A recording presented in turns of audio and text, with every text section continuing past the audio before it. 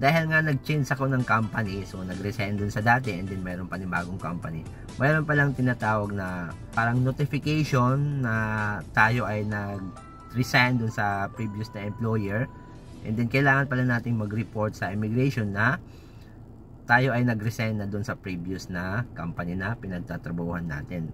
And then dun sa form na yon, kailangan nating ilagay na kung kailan natapos yung kontrata natin dun sa previous company, and then kung kailan naman nagsimula yung kontrata natin dun sa atarashi or panibagong company na pinagtatrabahuhan natin.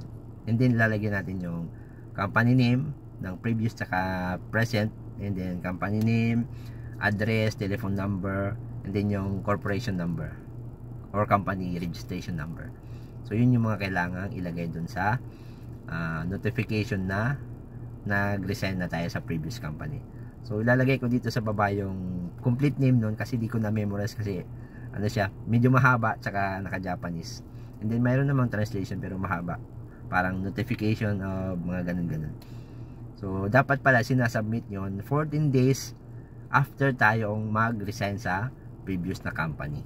So pag nag-resign pala tayo bilang isang OFW or worker or OFW tulad ng engineer visa, humanities or other working visa, pag nag-resign pala tayo dun sa previous company, and then after mag-resign tayo, kailangan 14 days after na tayo mag-resign, kailangan natin mag-submit nung ganun.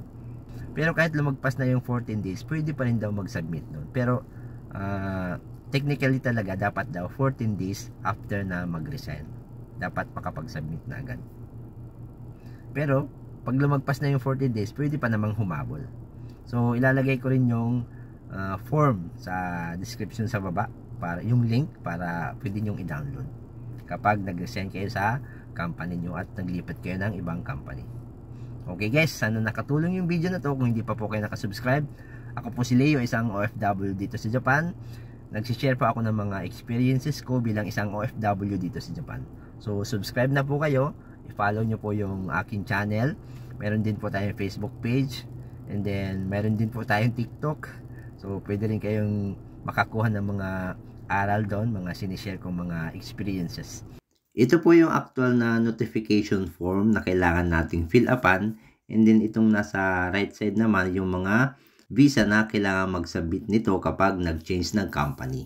There are 3 ways to report or submit this form. So yung una ay through online or internet. So hindi na natin kailangan pumunta sa immigration. And then yung pangalawa ay yung over the counter. Ito ay pupunta tayo mismo sa immigration.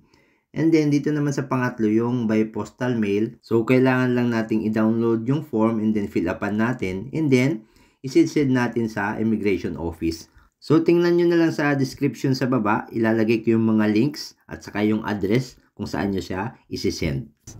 Okay guys, so subscribe, like this video, and then mag-comment po kayo sa baba. Thank you for watching. Hanggang sa muli. Bye bye.